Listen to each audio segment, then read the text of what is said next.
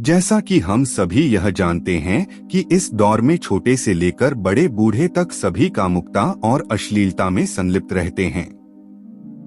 चाहे वे पुरुष हों या स्त्री, सभी की कामेच्छा बहुत बढ़ी हुई रहती है, जिसका नतीजा यह हुआ है कि हर देश में आए दिन कहीं न कहीं बलात्कार और हत्याएं जैसी जघन्य आपराधिक दुर्घटनाएं घटित होती जाती हैं।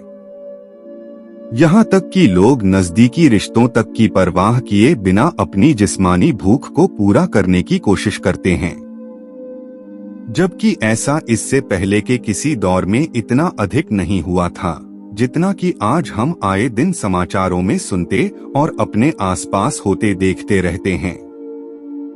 अब ऐसा क्या कारण है कि इस दौर में लोग इस कदर कामुकता और व्यभिचार से भर गए हैं? आज के संदर्भ में हर कोई यह बता देगा कि इसका कारण इंटरनेट और मोबाइल फोन जैसे गैजेट्स हैं, जिनसे लोग आसानी से वो सब देख लेते हैं जो उन्हें दिखाया जाता है। आज के दौर में पोर्नोग्राफी वह इंडस्ट्री है जो अपने फायदे के लिए अपने दर्शकों की तादाद बढ़ाती है और इसके लिए वो हर संभव अलग अलग वेबसाइटों के द्वारा अपना प्रचार प्रसार करती है।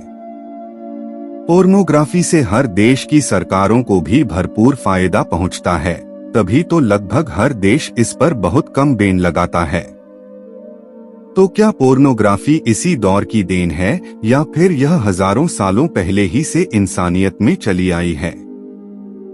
जी हाँ, पोर्नोग्राफी का इतिहास एक अलग रूप में हजारों साल पुराना है। वास्तव में पोर्नोग्राफी की शुरुआत 18वीं सदी में नहीं बल्कि हजारों साल पहले ही से हो चुकी थी, जो रुक रुक कर अलग अलग शक्लों और ढंग से हमारी इंसानियत के समाज में फैलती चली गई। इसका पहला और बड़ा प्रमाण हमें रोमी साम्राज्य के पोम्पई नाम के शहर में मिलता है, जहां पर एक पूरी पोर्न इंडस्ट्री स्थापित थी। पोम्पी शहर की इस पोर्न इंडस्ट्री से रोमी साम्राज्य को बहुत बड़ा मुनाफा हुआ करता था। इस इंडस्ट्री में छोटी छोटी बच्चियों से लेकर बड़ी बूढ़ी स्त्रियों तक का देह व्यापार हुआ करता था। इस शहर में जिस्मानी मजे लेने के लिए राज्य के लगभग सभी शासक वर्ग, अधिकारी वर्ग व सैनिक तक जाया करते थे। पोम्पेई पोर्न इंडस्ट्री का प्रचार करने के लिए अपने शहर के अलावा दूसरे शहरों और राज्यों में भी पोर्न चित्रों का प्रचार प्रसार किया करती थी। ये पोर्न चित्र पत्थर की मूर्तियों और हस्तचित्रों के रूप में भी हुआ करती थीं, और यह इंडस्ट्री पोर्न चित्रों को बेचकर भी पैसे कमाती थी। भारत की बात की जाए तो यहाँ किसी एक काल में कुछ ऐसी ही एक गतिविधि हुई थी, लेकिन उसका अधिक प्रचार प्रसार न हो पाया था, जिसके शेष प्रमाण अजंता व एलोरा की गुफाएं हैं। पर वास्तव में पोर्नोग्राफी की शुरुआत यूरोप में एक अभियान के रूप में 12वीं शताब्दी में हुई थी, जब क्रूसेडों के युद्ध चले थे। ईसाइयों ने इस युद्ध में मुसलमानों से बहुत बार शिकस्त हासिल की, क्योंकि ईसाई लोग पहले ही से अपने भीतर की संस्कृतियों से, समाजों से और उनके वातावरण से दूषित थे। वे रोम में पोम्पई की गंदगी से परिचित थे और उसकी लत लगभग हर ईसाई नागरिक तथा सैनिकों में पड़ चुकी थी। इसलिए दिन में युद्ध करने के बाद रात में ये लोग शराब और शबाब में डूब जाया करते थे। लेकिन इसके विपरीत मुसलमान लोग सांस्कृतिक और मजहबी तौर पर अपने ईमान के पक्के थे। कामुकता और व्यभिचार को तो वे लोग लगभग न के बराबर जानते थे। वे दिन के युद्ध के बाद रात को भी अपने खुदा के सजदे में रहा करते थे। इसीलिए मुसलमानों की शक्ति और जीत का प्रमुख कारण था उनकी अच्छी नियत और पाक जिस्मानी रूह। ईसाइयों के मुख्य नेता रोनाल्डो ने अपनी हार का चिंतन करने के लिए एक बैठक बुलाई, जिसमें उनके एक एक्सपर्ट, बुद्धिमान, शातिर नेता पास्टर हरमन ने मुसलमानों को जिस्मानी और रूहानी तौर पर कमजोर करने के लिए एक बेशर्म योजना बनाई। यह पास्टर हरमन वही व्यक्ति था जिसने पवित्र बाइबल के विपरीत जाकर एक डेविल बाइबल की रचना की थी। हरमन जानता था कि मुसलमान ईमान के पक्के होते हैं, पर वह यह भी जानता था कि हैं तो वे भी इंसान ही, और जब तक इंसान को किसी चीज से वंचित रखा जाए तो वह उसका अनुभव नहीं ले सकता है। इसलिए हरमन चाहता था कि मुसलमान सैनिकों को अति जिस्मानी कामुकता का अनुभव करवाया जाए, जिससे वे जिस्मानी और रूहानी तौर पर कमजोर होकर अपने ईमान में पूरी तरह ढीले पड़ जाएं। इसके लिए उसने रोनाल्डो से कहा कि पहले ही से मुसलमानों के कुछ बड़े बड़े अधिकारी और नेता हमारी सुंदरियों की खूबसूरती और जिस्म के भूखे और प्यासे हैं और वे उन पर लट्टू हैं। इसलिए वे सब तो सलाउद्दीन से अंदर ही अंदर से नफरत करते हैं, तो क्यों न उनके सभी सैनिकों को भी अतिकामुक कर व्यभिचारी बनाया जाए। उसने सुझाव दिया कि इसके लिए हमें बहुत से ऐसे नग्न चित्र बनाने चाहिए जो कामुकता को बहुत बढ़ाते हों और जिन्हें अगर कोई एक बार देख ले तो उस पर से वे नजर न हटा पाए और फिर बाद में भी लगातार वही चित्र दृश्य उसके मनोमस्तिष्क में दिखती रहे। इस तरह हर मुसलमान सैनिक अपनी कामुकता को पूरी करने के लिए स्त्री प्रसंग में लिप्त रहेगा। इस तरह वह जिस्मानी और रूहानी ताकत से कमजोर होकर युद्ध में हार जाएगा।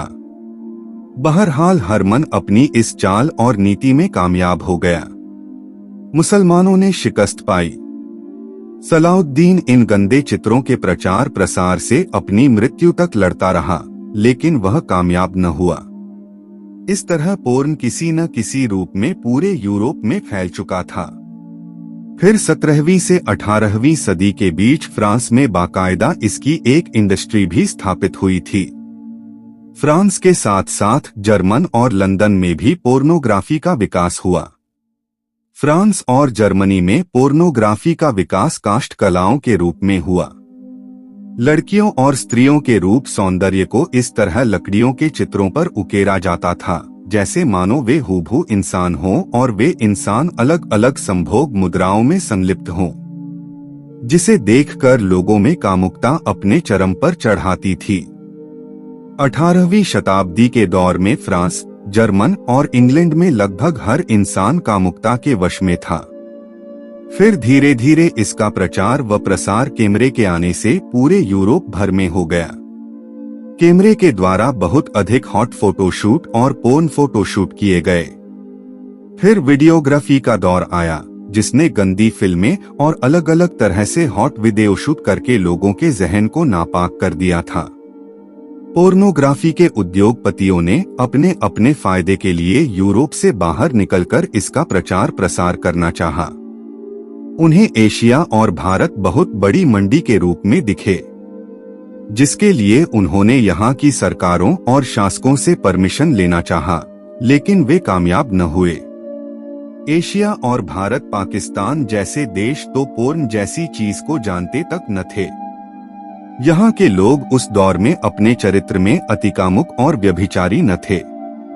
इसीलिए यूरोप की पोर्न इंडस्ट्री को एशिया और भारत में अपनी मंडी लगाने का परमिशन न मिला।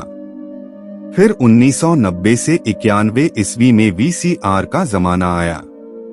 वीसीआर लगभग हर देशों और एशिया तथा भारत पाकिस्तान में भी उपलब्ध हुआ। एशिया और भारत पाकिस्तान में लोग वीसीआर देखना पसंद करते थे। इसलिए यूरोप की पोर्न इंडस्ट्री के उद्योगपतियों ने बिचौलियों के द्वारा वीसीआर के पोर्न कैसेट्स यहाँ चोरी छिपे भिजवाए, जिससे धीरे धीरे यहाँ के लोगों में भी पोर्न देखने की लत लग गई। आज इंटरनेट और अलग अलग गैजेट्स का जमाना है, जिसके चलते अब अश्लीलता और पोर्न का प्रचार प्रसार बहुत आसान हो गया है। आज लोग पोर्न तस्वीरें और पोर्न वीडियोस को अपने जेब और हाथों में मोबाइल जैसे गैजेट्स में लिए फिरते हैं। आज पोर्न इंडस्ट्री का प्रचार दुनिया की सभी इंडस्ट्रीज के मुकाबले में सबसे अधिक है, या यूं कहें टॉप पर है। इसका व्यापार टॉप पर होने के कारण दुनिया की लगभग सभी सरकारें इसे अपने अपने देशों में पूरी तरह बंद नहीं कर पा रही हैं, क्योंकि उन्हें इससे प्रत्यक्ष या अप्रत्यक्ष रूप में बहुत अधिक राजस्व जो मिलता है। कुछ भी हो, पोर्न जैसी इंडस्ट्री के दुनिया में होने की सबसे बड़ी परेशानी यह है कि इससे इंसानों की तस्करी को बढ़ावा मिलता है।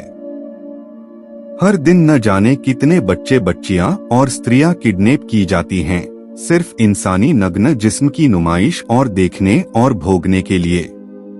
बेशक आज दुनिया बहुत अधिक तरक्की कर रही है, लेकिन फिर भी इंसानियत के लिहाज से हम दुनिया वाले दिन प्रतिदिन पिछड़ते आए हैं। आज भी इंसानी जान और इंसानी जिंदगी की आजादी की कोई कीमत नहीं है। हम अपने स्वार्थ और फायदे के लिए एक दूसरे को बस यूज करते हैं और न जाने कब हम एक सभ्य इंसान बन पाएंगे, जिसकी चाह हमें इंसानी सभ्यता बनाने से पहले थी, जो अब नहीं है। तो हमें आशा है यह वीडियो आपको पसंद आया होगा। इसी तरह की और अधिक ज्ञानवर्धक वीडियोज देखने के लिए कृपया नॉलेज ऑन टॉप चैनल को लाइक, सब्सक्राइब और शेयर कीजिए। धन्यवाद।